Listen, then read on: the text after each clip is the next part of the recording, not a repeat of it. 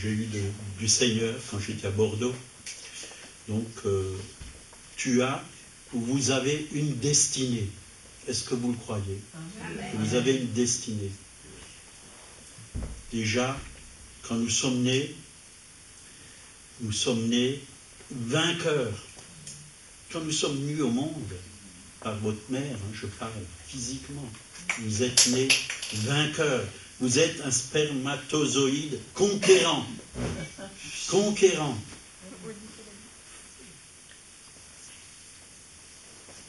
Et Dieu vous a mis sur terre, pas pour tourner les pouces, mais il a vraiment un plan pour chacun d'entre nous.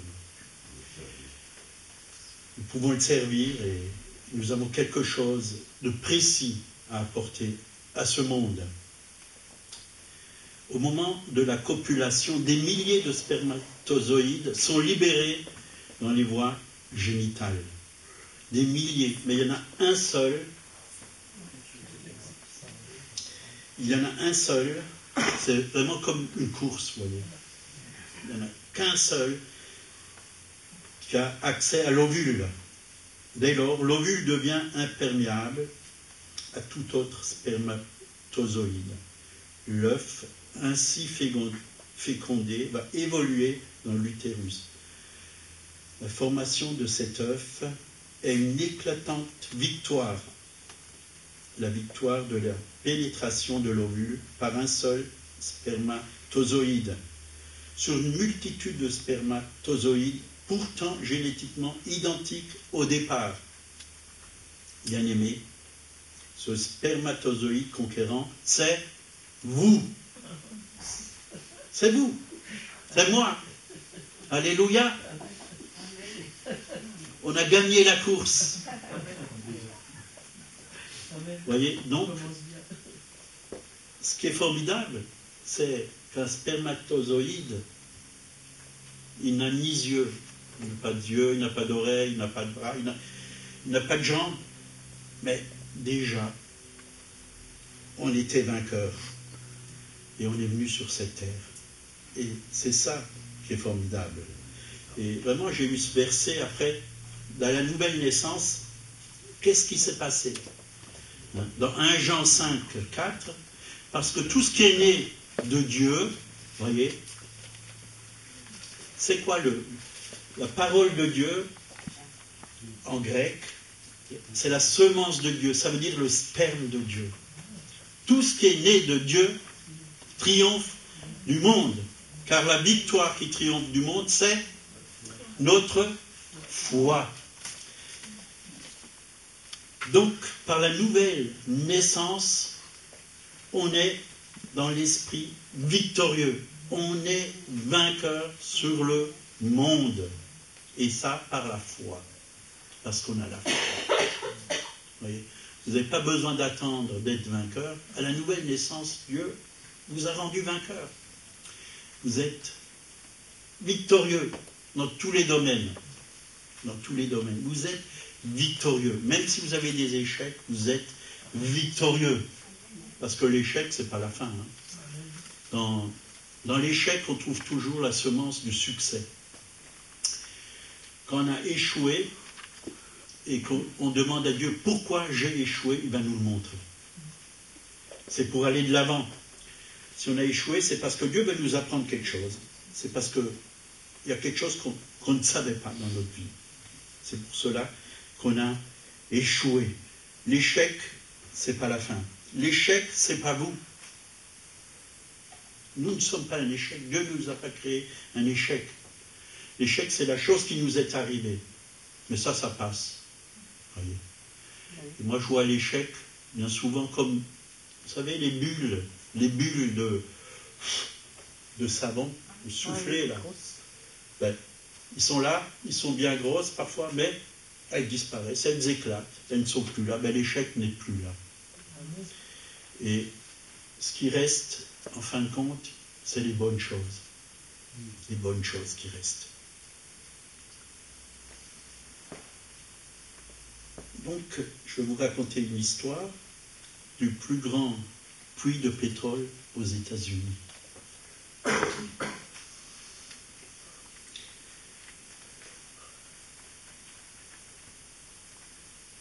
il y a, vers la fin du siècle dernier, le propriétaire terrien de ce puits, en raison de ses difficultés financières, voulut vendre ses parcelles de terre afin de subvenir aux besoins de sa famille.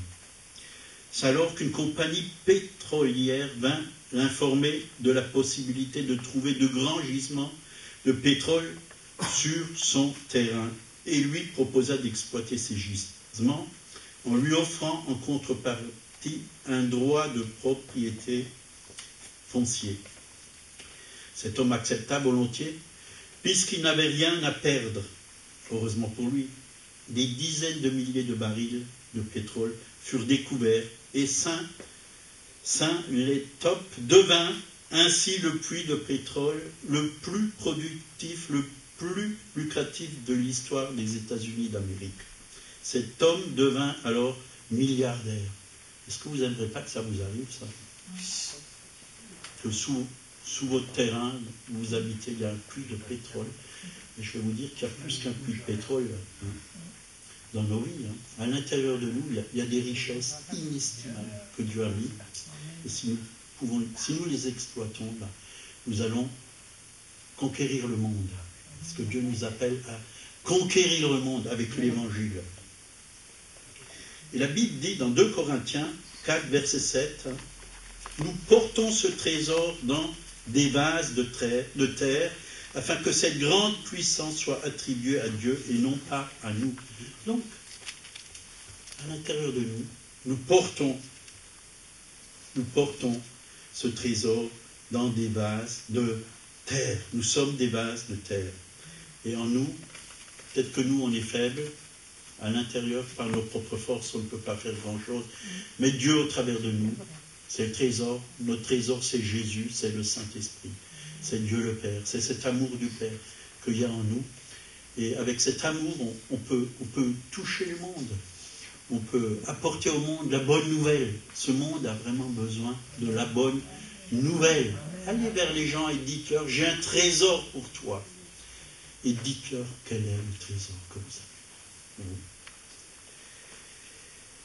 Donc, c'est vrai, Dieu, il ne voit pas comme nous, on voit. Et bien souvent, nous, on a nos yeux humains pour voir les choses. Comme Dieu a enfoui un fruit dans une semence, un poulet dans un œuf, un adulte dans un enfant, un aigle dans un aiglon, un lion dans un lionçon, de même, il a pétri notre destinée dans une vision. Alors, je vous encourage vraiment à avoir la vision de Dieu pour votre vie. Si vous n'avez pas une vision de Dieu pour votre vie, demandez à Dieu de vous donner une vision pour votre vie. Et la vision que vous avez sera confirmée par des prophètes, et elle sera même vue en plus grand, parce que nous, on voit comme ci et comme ça, mais Dieu voit encore plus grand, beaucoup plus grand, parce que Dieu a de grandes choses pour nous. Quand votre entourage vous regarde, il voit en vous un homme ou une femme désespéré, prête à jeter l'éponge, mais lorsque Dieu vous regarde, il voit ce que votre entourage ignore, un trésor caché. Alléluia. Amen. Alléluia. Et c'est vrai, parfois on regarde des gens et puis on se dit c'est qui cette personne et tout ça. Puis on ne le connaît pas vraiment. Mais on dit oh ça c'est un pauvre type. Puis en fin de compte, vous allez vers la personne, vous commencez à parler avec lui ou avec elle, puis vous réalisez qu'il y a en elle des richesses extraordinaires. Il y a de la sagesse, il y a un amour fort de Dieu dans son cœur. Il y a plein de choses. Et vous savez, quand on regarde humainement, avec les yeux humains, on voit mal. Mais quand on voit avec les yeux de l'esprit, on voit mieux. On voit bien. Et la Bible dit, dans 1 Samuel 16, verset 7, « L'homme regarde à ce qui frappe les yeux, mais Dieu regarde au cœur, c'est-à-dire au trésor caché en vous. » Dieu regarde au cœur. Voyez, même si les autres vous regardent comme quelqu'un d'incapable, quelqu'un quelqu'un qui n'a pas beaucoup de valeur. Mais Dieu voit en vous la valeur. Il voit le prix payé à la croix par son Fils Jésus-Christ. Dieu voit vraiment les talents, les dons, les potentiels qui sont en vous. Et il veut vraiment que vous puissiez les découvrir. Et comment on peut les découvrir? En cherchant Dieu, en cherchant sa face, en lisant la parole, en ayant une révélation de la part de Dieu. C'est comme ça qu'on peut les découvrir. Donc, découvrir ce trésor, c'est-à-dire votre destinée. Et on a vraiment besoin d'une vision. D'une vision. La vision, c'est plus que la vue humaine. La Bible dit, dans Éphésiens 1, 18, le Père de gloire vous donne un esprit de sagesse et de révélation dans sa connaissance, et qu'il illumine les yeux de votre cœur. Vous voyez, il y a des yeux dans notre cœur. Quelle est la richesse de sa gloire, de son héritage? Donc, on a un héritage. Dieu veut vraiment vous révéler, vous donner, qu'il réserve aux saints, c'est pour vous, cet héritage. Il est réservé pour vous. Vous avez chacun un héritage en Christ, en Dieu. Et quelle est envers nous qui croyons l'infinie grandeur de sa puissance. L'infinie grandeur de sa puissance. Parfois on voit des gens comme ça, on dit, oh ceux-là, ils sont puissants. C'est des gens dans le monde, ils ont de grandes entreprises, ils ont beaucoup d'argent, ou ils ont une place élevée dans la société. Ils sont présidents ou ministres, ainsi de suite. Ce matin, je parlais avec Séverin, vous connaissez Séverin. On rigolait, il a mis un camembert, alors je dis, t'es président du fromage blanc. Alors il fait, et toi? Toi, tu es mon ministre, alors, si je suis président. Et c'est vrai, nous avons plus de valeur qu'un président ou qu'un ministre en Christ. D'ailleurs, la Bible parle des ministres de Dieu, vous voyez. Ceux qui sont nés de nouveau, ils ont une destinée, une bonne destinée. Vous savez, les gens qui sont dans le monde, ils ont parfois de belles places, de grandes places, mais s'ils n'ont pas Christ, ils n'ont rien. Ils n'ont rien. Leur cœur est vide. Et tout ce qu'ils ont, ça ne va pas les satisfaire. Même l'argent et tous les biens matériels, les vacances qu'ils peuvent se payer, il y a toujours ce vide au fond de leur cœur. Mais Jésus, il remplit ce vide. Quand on a Jésus, ce vide est comblé. On est satisfait, on est heureux, on est rassasié. Et on sait que c'est vraiment le vrai trésor. Le vrai trésor. Donc, cette puissance, elle se manifeste efficacité par la vertu de sa force. Elle veut se manifester. La puissance de Dieu veut se manifester au travers de vous. Et ça, c'est formidable. Quand vous parlez de Jésus à quelqu'un et que cette personne a soif de Dieu et qu'elle accepte le Seigneur, un miracle se passe. Sans Jésus, vous ne pouvez pas faire ça. Vous ne pouvez pas emmener quelqu'un à la réelle vie, à la vie éternelle. Il n'y a qu'avec Jésus que vous pouvez faire ça. Et ça, ceux qui n'ont pas Jésus, ils n'ont pas cette capacité, ils n'ont pas cette puissance. Vous voyez, Matthieu 6, 22, l'œil est la lampe du corps. Si ton œil est en bon état, tout ton corps sera éclairé.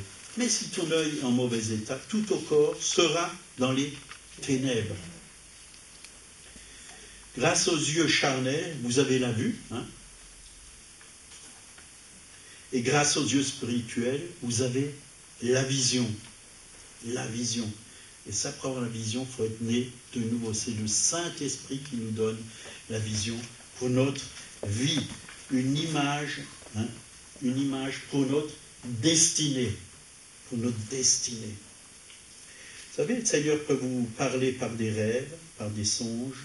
À Joseph, il lui a parlé par un songe. On va lire Genèse 37, versets 5 à 9. Joseph eut un songe et le raconta à ses frères, qui le haïrent. Vous voyez, quand vous avez un songe de Dieu, parfois, Vous n'êtes pas toujours aimé par les autres, hein. Surtout quand vous le racontez. Hein. À quelqu'un, ils vont dire, mais t'es tombé sur la tête, tu marches sur la tête. Tu crois en ces choses? Oui, je crois ce que Dieu dit. Même si c'est fou, Dieu a choisi les choses folles du monde pour confondre les sages. Vous voyez? Il a été haï par ses frères. Encore davantage, il leur dit, écoutez donc ce songe que j'ai eu. Nous étions alliés des gerbes au milieu des champs, et voici, ma gerbe se leva et se tint debout.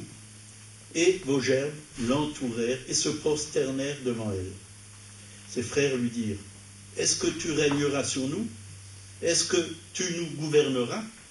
Et ils le haïrent encore davantage, à cause de ses songes et à cause de ses paroles.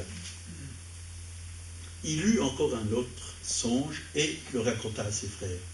Il dit, j'ai eu encore un songe. Et voici le soleil, la lune, et 11 étoiles se prosternaient devant moi. Vous vous rendez compte?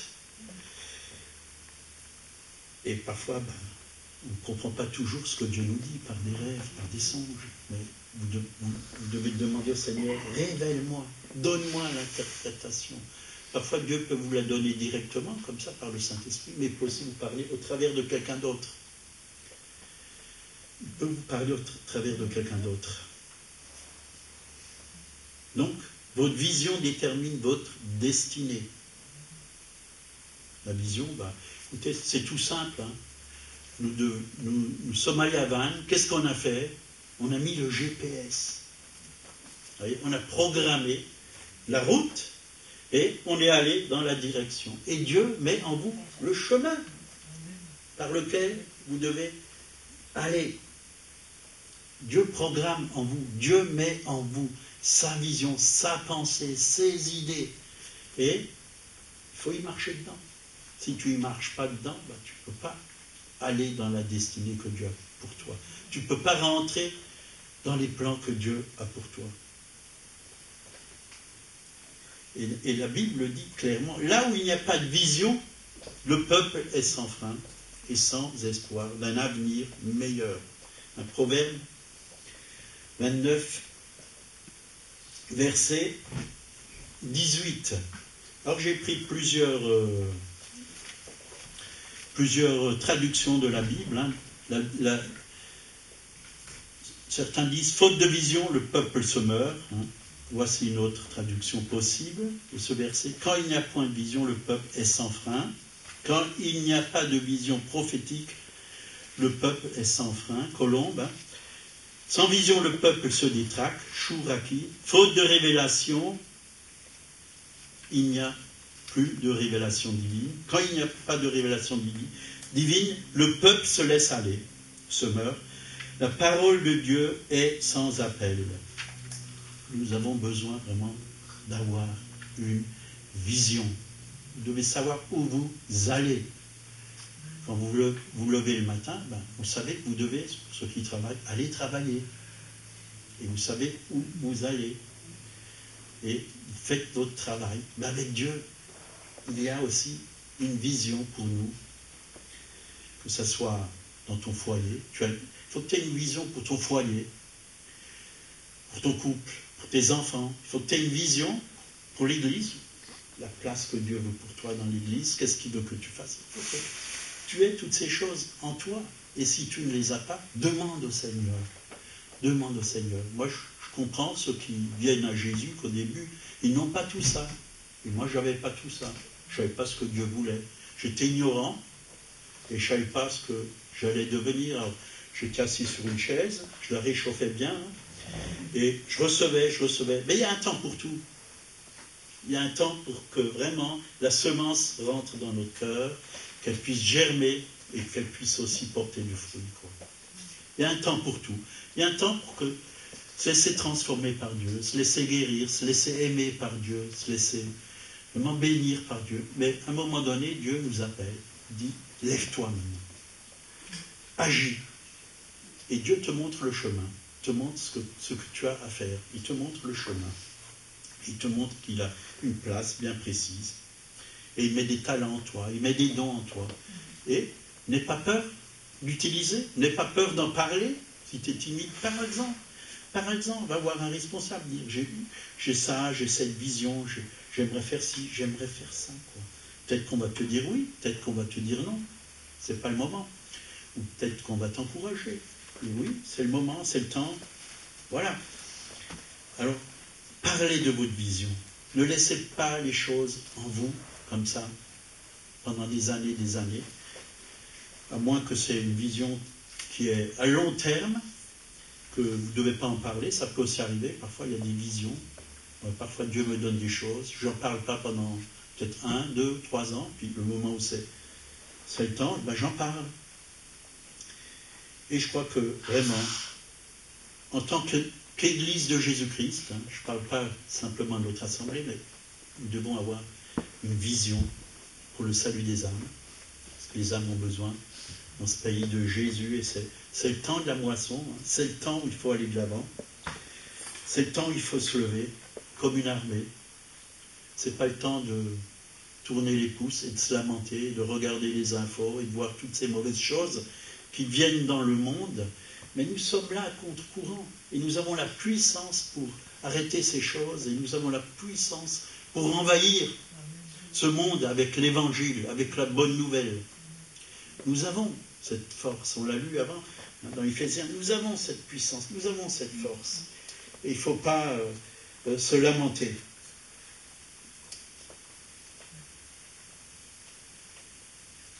Donc, nous avons une destinée. C'est quoi une destinée? Elle est semblable à une semence dans laquelle se cache une forêt. Les yeux charnels voient la semence, mais les yeux du cœur voient la forêt dans la semence. Un œuf dans lequel se cache un poulailler. C'est marrant parce qu'on était dans un poulailler à Bordeaux. Hein. On est allé chez le père à Christelle et il avait un poulailler. Et il y avait un œuf. Et il avait des pigeons, il avait des canards. C'était très grand terrain. Les yeux charnels voient l'œuf simple, mais les yeux du cœur voient le poulailler à travers l'œuf. Vous voyez, tout dépend de ce qu'on regarde. Quand vous voyez un œuf, qu'est-ce que vous voyez? Un œuf juste pour le manger? Bon, ça peut l'être, oui. Mais si vous laissez cet œuf à la poule, ça va donner des poussins, et ça va donner des poules, et ainsi de suite. Et ça va donner un poulailler. C'est comme une graine, un gland. Hein. Dans un gland, on peut voir toute une forêt de glands, et de chênes plutôt. Mais aussi plein de glands dans chaque arbre. Hein. Une femme stérile en qui se cache une grande nation. Hein. Les yeux charnels voient la stérilité, mais les yeux du cœur voient une grande nation qui est sur le point d'émerger. Donc nous sommes appelés à voir la vie à travers les yeux du cœur. 2 Corinthiens 4, 18 dit nous regardons non point aux choses visibles, mais à celles qui sont invisibles. Car les choses visibles sont passagères et les choses invisibles sont éternelles. En ce moment, c'est là où Dieu est en train de me parler beaucoup des choses invisibles et de regarder aux choses invisibles. Et c'est puissant quand on arrive à regarder les choses invisibles. Et pour voir les choses invisibles, il faut être rempli du Saint-Esprit. Parce que sans le Saint-Esprit, vous ne pouvez pas voir les choses invisibles. Alors, quand vous voyez les choses invisibles, vous voyez comme Dieu voit. Dieu vous montre des choses que personne d'autre ne voit, à part vous. Parce que c'est par le Saint-Esprit qui vous montre les choses. Parfois, il m'arrive de voir quelqu'un, et quand je regarde la personne, le Saint-Esprit me parle, et je vois des choses vraiment dans la personne que Dieu me montre. Des qualités, des bénédictions, son avenir. Parfois, le diable me montre ses défauts, ses faiblesses, mais je ne regarde pas ça, parce que ces choses, c'est la chair. Et la chair, elle voit toujours tout ce qui ne va pas, mais l'esprit voit les possibilités. L'esprit voit les capacités, l'esprit voit les bénédictions, l'esprit voit comme Dieu voit, parce que Dieu est esprit. Et la chose la plus dramatique, dans la vie, c'est d'avoir une vue sans vision. Vous voyez avec vos yeux, mais vous n'avez aucune vision. Et là, on va prendre un exemple, dans Genèse 25, versets 20 à 23. Là, il est écrit, lorsque Rebecca devint enceinte, pour elle et pour son entourage, il s'agissait simplement d'une grossesse jumelaire, de 2 simples bébés dans son sein. Mais Dieu voyait plutôt en elle 2 nations. Isaac était âgé, on va dire, Isaac était âgé de 40 ans quand il prit aux femmes Rebecca, fille de Bethuel, l'Araméen, de Padan Aram, et sa sœur de Laban, l'Araméenne. Isaac implora l'Éternel pour sa femme, car elle était stérile, et l'Éternel l'exauça. Rebecca, sa femme, devint enceinte. Les enfants se heurtaient dans son sein. Et elle dit, s'il en est ainsi, pourquoi suis-je enceinte? Elle alla consulta l'Éternel, et l'Éternel lui dit, 2 nations sont dans ton ventre. 2 nations, vous vous rendez compte? Voilà comme Dieu voit. Et 2 peuples se sépareront au sortir de tes entrailles. Un de ces peuples sera plus fort que l'autre, et le plus grand sera assujetti au plus petit.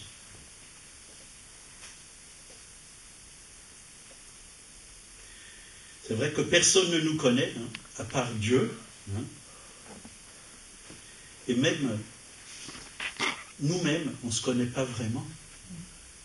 Et on va voir un exemple avec aussi Gédéon, qui ne se connaissait pas lui-même.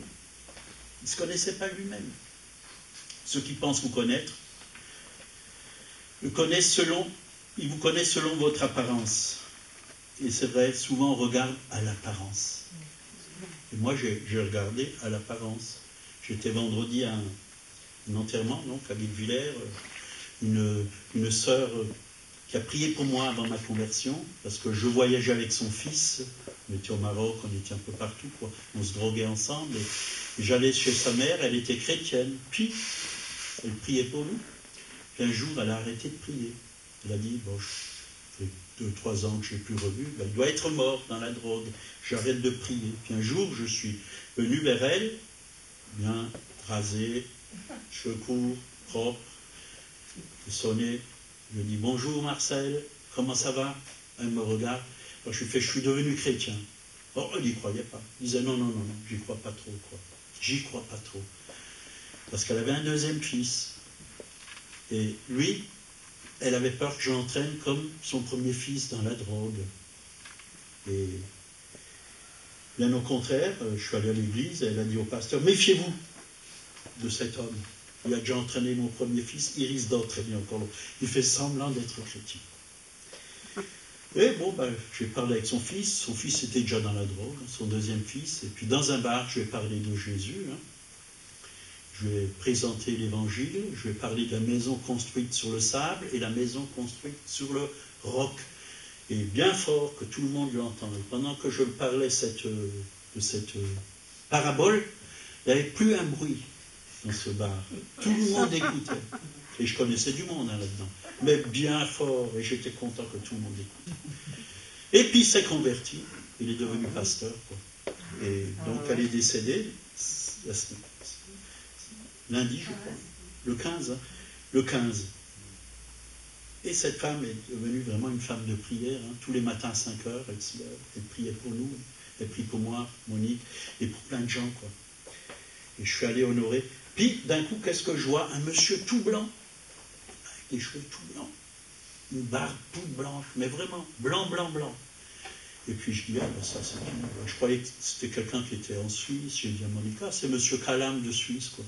Puis on s'approche, après le culte d'enterrement, je m'approche de lui, puis je le regarde dans les yeux, je dis, oh, tiens, c'est monsieur Fruhoff, l'ancien directeur du Bercail. Oh, ben il était tout heureux de me revoir. Puis il était totalement transformé, comme je l'avais vu avant et comme je l'ai vu maintenant. Là, il était bien, heureux, épanoui. Et on était tout heureux de se rencontrer là. Plus de 40 ans au moins qu'on ne s'est pas vu. Puis j'ai vu plein d'autres personnes. L'homme regarde à l'apparence, mais Dieu regarde au cœur. Puis avant, quand je voyais ce monsieur là qui était directeur, je me moquais même de lui, parce que je disais, t'as vu comme il est habillé là, un vieux, on dirait un vieux, ici et ça, quoi. Moi je venais en jeans là, des bottes, il me fait, ouais, faut pas mettre des bottes, c'est pas beau aussi. Puis quand j'ai acheté ma première voiture, il m'a dit, tu n'aurais pas dû acheter une voiture, tu aurais dû acheter un vélo, ça fait plus humble. Mais ouais, toute sa mentalité, elle a changé depuis. Totalement changé. Parce que c'est Dieu qui transforme les vies, c'est Dieu qui change nos mentalités. Et j'étais très heureux de revoir cet homme. Et puis j'ai vu d'autres personnes. Et c'est vrai, Dieu regarde au cœur. Et c'est vrai, parfois on ne se connaît pas nous-mêmes. Gédéon, on va lire Juge 6, versets 12 à 16. L'ange de l'Éternel lui apparut et lui dit, l'Éternel est avec toi, vaillant héros. Gédéon lui dit, mon Seigneur, si l'Éternel est avec nous, pourquoi toutes ces choses nous sont-elles arrivées? Et où sont tous ces prodiges que nos pères nous racontent quand ils disent, l'Éternel ne nous a-t-il pas fait monter hors d'Égypte? Maintenant l'Éternel nous abandonne et nous livre entre les mains de Madian. L'Éternel se tourna vers lui et dit, va avec cette force que tu as et délivre Israël de la main de Madian. N'est-ce pas moi qui t'envoie? Gédéon lui dit, vous voyez, on est comme lui parfois. Mon Seigneur, avec quoi délivrerai-je Israël? Voici, ma famille est la plus pauvre en Manassé. Je suis le plus petit dans la maison de mon père. Vous voyez? Des excuses. Je ne peux pas. L'Éternel lui dit, mais je serai avec toi, et tu battras Madian comme un seul homme. Gédéon lui dit, mon Seigneur, avec quoi délivrerai-je Israël? Voici, ma famille est la pauvre en Manassé, je suis le plus petit dans la maison de mon père. Voilà, il voulait tout simplement dire, je ne vaux rien, je ne suis rien, je ne peux rien, je suis un minable. Et parfois comme ça on se traite. Je suis un minable, un misérable. Alors, quand lui se cachait, tous ceux qui lui fallait pour changer la situation. Et Dieu met tout en nous, devant un problème. Il met la solution, il met la capacité en nous. Non par notre capacité, mais par la capacité de Dieu qu'on peut faire les choses. Dieu vous appelle vaillant héros, alors que vous vous dites, je suis un misérable, je suis un vaurien, je suis un pauvre type. Dieu vous appelle vaillant héros. Vous voyez comme Dieu vous voit? Dieu nous voit avec nos talents. Il nous donne la capacité pour accomplir notre destinée. Et nous devons nous regarder comme Dieu nous voit. Nous devons savoir qui nous sommes en Christ. En Christ, tu es vainqueur. En Christ, tu es capable. En Christ, tu es béni. En Christ, tu es fort. En Christ, tu aimes les autres. Parce que tu as Christ qui aime au travers de toi. En Christ, tu as des solutions. En Christ, il y a de l'espérance. Christ en vous, l'espérance de la gloire. Vous êtes des transporteurs de gloire sur cette terre. Puisque la gloire de Dieu est en vous. Vous transportez la gloire de Dieu. Et ça, c'est puissant. Partout où vous allez, vous emmenez la gloire de Dieu. Si tu crois, tu verras la gloire de Dieu. Dans votre travail, vous pouvez voir la gloire de Dieu. Dans votre foyer, vous pouvez voir la gloire de Dieu. Pendant vos vacances, vous pouvez voir la gloire de Dieu. Quand il y a un malade, vous pouvez voir la gloire de Dieu se manifester. Quand il y a un chômeur, vous pouvez voir la gloire de Dieu se manifester. La gloire de Dieu, ce n'est pas toujours des éclairs, des tonnerres qui descendent du ciel. C'est parfois des choses toutes simples. Toutes simples. Mais que Dieu puisse nous donner des yeux pour voir ces choses. Pour voir ces choses. Parfois, on s'attend toujours à de très, très, très grandes choses. Alors que Dieu, il a déjà fait beaucoup. Ce matin, il a déjà fait beaucoup dans nos vies. Depuis que vous êtes levés, commencez à réfléchir et vous allez voir ce que Dieu a déjà fait pour vous ce matin. Dieu a choisi les choses viles du monde et celles qu'on méprise, celles qui ne sont point, pour réduire à néant celles qui sont. C'est vrai, avant-hier, oui, je parlais avec plusieurs jeunes de couleur noire. Ils étaient tous de couleur noire. Alors je suis allé vers eux, c'était un enterrement, ils étaient 5 ou 6. Puis je les ai tous embrassés, j'ai dit aujourd'hui c'est un jour de grâce. Donc vous méritez tous un bisou de la part du Seigneur et de ma part. Et je les ai tous embrassés, je les ai salués. Puis il y avait une jeune femme qui était avec eux et comme elle le connaissait, elle a raconté mon témoignage à ces jeunes. Alors ils m'ont dit, est-ce qu'il faut être drogué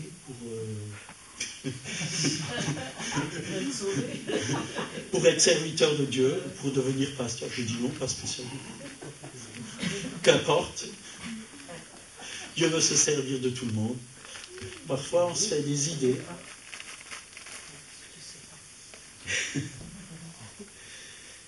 Dieu utilise ceux qui sont disponibles, tout simplement. Il utilise ceux qui ont un cœur pour être utilisés. Vous pouvez tous être utilisés par le Seigneur. Et chacun dans son domaine. Parce que Dieu a une voie pour chacun qui est différente. Mais vous pouvez être utilisés partout. Voilà. Et pourquoi Dieu utilise les choses qu'on méprise, qui sont viles de ce monde, faibles, afin que nulle chair ne se glorifie devant Dieu. Je ne peux pas dire à Dieu, c'est parce que c'est moi.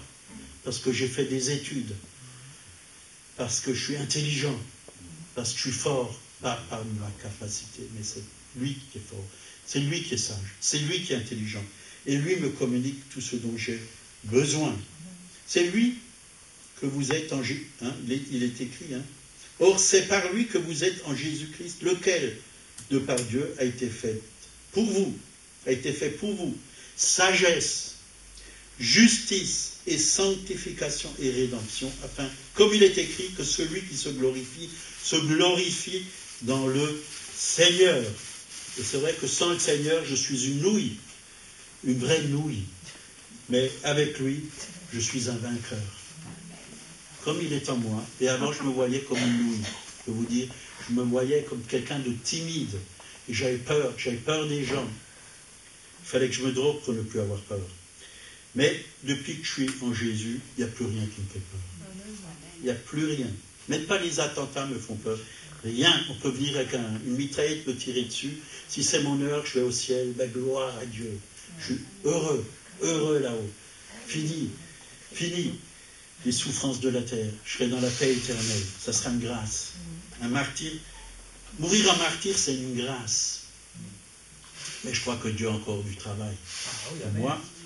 Et c'est pourquoi, si je peux encore rester sur cette terre pour être un témoin, avoir quelques diamants en plus sur ma couronne, parce que chaque fois que vous gagnez une âme, vous avez un diamant sur votre couronne. Dieu met au ciel un diamant sur votre couronne. Mais déjà sur la terre, vous avez cette couronne, vous ne la voyez peut-être pas, mais elle est sur vous. Elle est sur vous. Nous avons été couronnés de gloire et d'honneur. Et j'aimerais une couronne remplie de diamants. Pas pour ma gloire, pour la gloire de Dieu. Afin que beaucoup d'âmes soient sauvées. Qui aimerait une couronne pleine de diamants? Donc c'est bien, vous êtes tous humbles. C'est pas de l'orgueil de vouloir gagner beaucoup d'âmes. Ça, c'est l'humilité. Et c'est ce que Dieu désire. Romains 4, verset 17. Selon qu'il est écrit, je t'ai établi Père d'un grand nombre de nations. Il est notre Père devant lui, auquel il a cru. Dieu qui donne la vie aux morts et qui appelle les choses qui ne sont point comme si elles l'étaient. Vous voyez, il appelle les choses qui ne sont point comme si elles étaient. Espérant contre toute espérance, il crut en sorte qu'il devint Père d'un grand nombre de nations, selon ce qui lui avait été dit. Telle sera ta postérité. Voilà. Là, qu'est-ce qu'il est dit? Dieu dit à Abraham, je t'ai établi Père d'un grand nombre de nations. Il ne lui a pas dit, je t'établirai un jour, dans le futur, Mais il dit, je t'ai établi ceux qui étaient déjà faits. Devant Dieu, Abraham, bien qu'il n'ait pas encore d'enfant, était déjà père d'un grand nombre de nations. Il était déjà père des nations, sur le plan positionnel.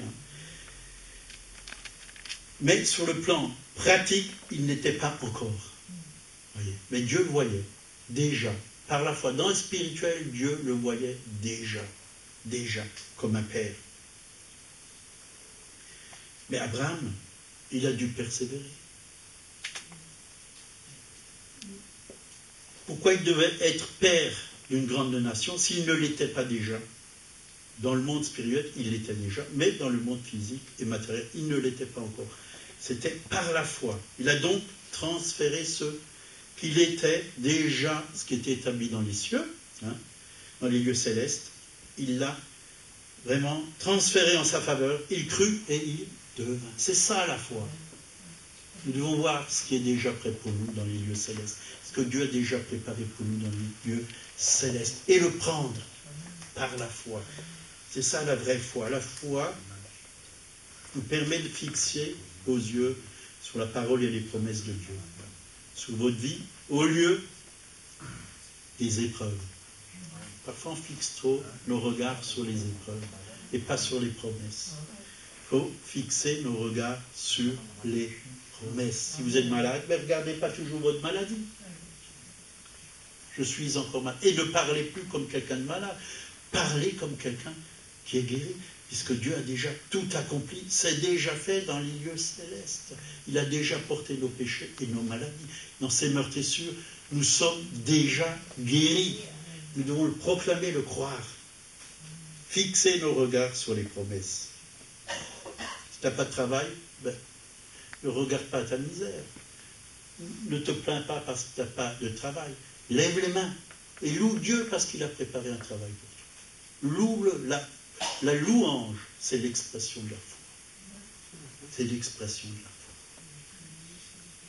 Si tu ne le loues pas, si tu te plains, tu ne vas que aggraver la situation. Ça va s'empirer. Tu auras encore plus de mal à trouver un travail. Et si tu es malade, si tu te plains, tu auras encore plus mal. Mais si tu commences à le louer pour la guérison, tu vas voir que ça va venir. Ça va venir. C'est déjà là, mais ça va se manifester réellement. La Bible parle vraiment de notre foi, qui est éprouvée par le feu. Dans 1 Pierre, chapitre 1, verset 7, vous pouvez le lire chez vous. La foi qui est éprouvée par le feu. Pourquoi la foi est éprouvée? Pourquoi Dieu permet des problèmes? Pour que notre foi soit vraiment ancrée sur la parole de Dieu, sur le Seigneur et sur rien d'autre. Pas sur ce qu'on ressent, sur ce qu'on voit, sur ce qu'on entend, mais sur ce qu'il est écrit.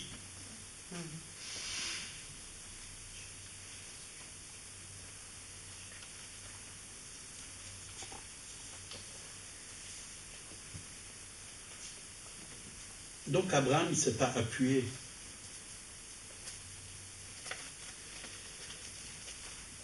Il ne s'est pas appuyé sur ce qu'il voyait. Qu'est-ce qu'il a dit dans la parole? Son corps était déjà usé. Et Sarah, elle était âgée. Sarah, elle avait, je ne sais pas quel âge, 90, et Abraham, 99. Et c'est à 75 ans que Abraham a eu la promesse qu'il aurait un fils. Et il a persévéré. Vous voyez, humainement, c'était impossible. Mais il a cru. Il a cru. Et Dieu lui a donné un fils.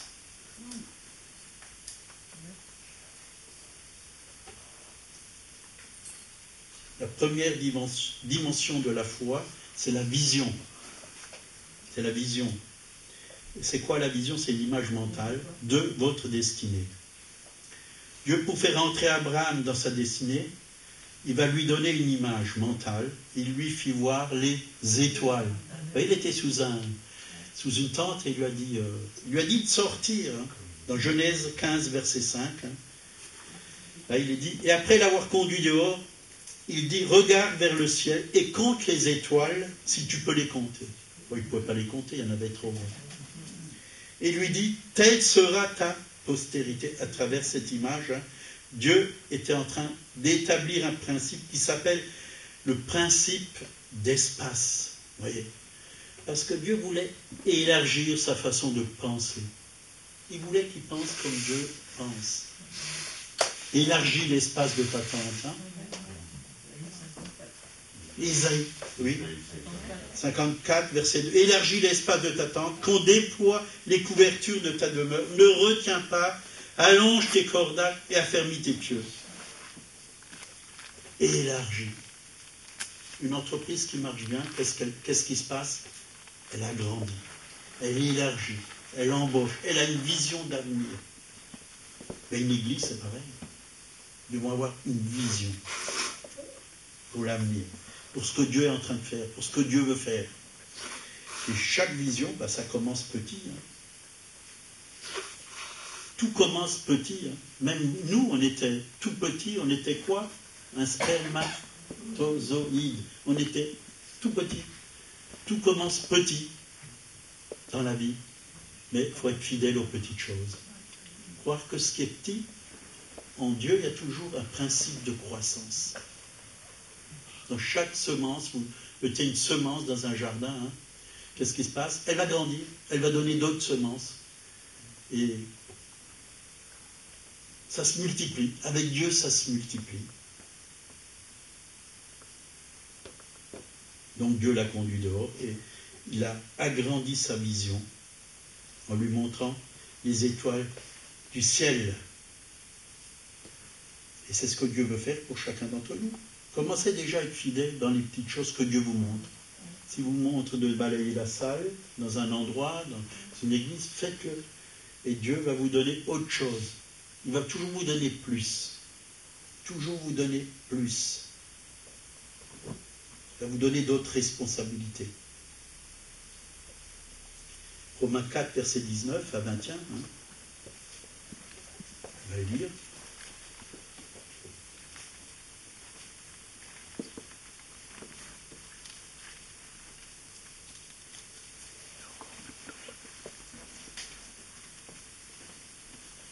Et sans faillir dans la foi, il ne considéra point que son corps était déjà usé, puisqu'il avait près de 100 ans et que Sarah n'était plus en état d'avoir des enfants. Il ne douta point par incrédulité au sujet de la promesse de Dieu, mais il fut fortifié par la foi, donnant gloire à Dieu, ayant la pleine conviction que ce qu'il promet, il peut aussi l'accomplir. C'est pourquoi cela lui fut imputé à justice. Il n'a pas douté. Il est resté ferme à la parole de Dieu, à la promesse de Dieu. Et nous aussi, nous recevons bien souvent des prophéties, hein, quand des prophètes viennent. Chacun pense que chacun a déjà reçu quelque chose prophétiquement. Gardez ce que vous avez reçu. Croyez que vraiment cette chose va s'accomplir. Ne laissez pas le diable vous manger la prophétie, vous la voler. Il veut que vous oubliez toutes ces promesses que Dieu vous a données. Et ce qui est bon, c'est de l'écrire, d'écrire votre prophétie et de la relire. Si vraiment vous savez que c'est pour vous, écrivez-la, relisez-la, passez-la chaque fois devant vos yeux, proclamez-la jusqu'à ce que ça s'accomplit. Parce que Dieu veut faire de grandes choses dans vos vies. La Bible dit dans 2 Corinthiens 5, certes, nous marchons par la foi et non par la vue. On l'a déjà dit avant. Mais voilà, on va s'arrêter là. Que son nom soit élevé et glorifié. On va prier. Seigneur, merci pour ta parole. Merci parce que tu as une destinée pour chacun d'entre nous. Tu as une vision pour chacun d'entre nous. Tu as un chemin. Oui. Et tu veux le mettre en nous. Oui. Tu veux le télécharger en nous, Seigneur, ce chemin, par le Saint-Esprit. Tu veux vraiment nous guider, oui, comme il est écrit dans le psaume 184, oui, que ceux qui sont en toi, tu as tracé dans leur cœur, oui, des chemins tout tracés. Tu as mis dans nos cœurs des chemins tout tracés, Seigneur. Et même si le matin la page est vide, il n'y a rien de marqué, toi, avec le Saint-Esprit, tu marques le chemin, Seigneur. Tu nous montres le chemin. Parce que tu as dit, chaque jour suffit sa peine. Tu nous montres ce qu'il y a à faire. Tu nous montres comment agir. Oui. Merci. Parce que tu as fait de nous des vainqueurs. Louange à toi. Louange à toi. Parce que la victoire qui triomphe du monde, c'est notre foi. Merci. Merci. Pour tous les frères et sœurs qui sont des triomphateurs. Alléluia. Gloire à toi. Tu es vivant, Jésus. Tu veux nous utiliser encore toute cette semaine pour être des témoins, Seigneur. Pour faire tes œuvres, pour prier, pour intercéder, pour recevoir encore des révélations dans ta parole, pour être encore encouragé, pour encourager d'autres. Merci, Seigneur. Tu veux utiliser nos mains pour guérir les malades, Seigneur. Tu veux utiliser nos bouches pour encourager, Seigneur. Pour bénir. Alléluia. Pour bénir ce pays, Seigneur. Alléluia. Pour bénir notre entourage, Seigneur. Merci parce que tu es la source de toute bénédiction, Seigneur. Et tu la répands dans nos cœurs, cette source, tu l'as fait couler au travers de nous, Seigneur. Alléluia. C'est vrai, nous sommes des portes du ciel, Seigneur, pour ceux qui sont autour de nous. Gloire à toi. Gloire à toi, parce que nous n'avons pas un ciel fermé, mais un ciel ouvert. Louange à toi, Jésus. Garde cette semence que tu as mis en nous. Oui. Qu'elle soit scellée en nous, Seigneur. Que le malin ne vienne pas la voler, mais qu'elle puisse être protégée par ton sang précieux. Merci, Jésus. Amen. Amen. Amen.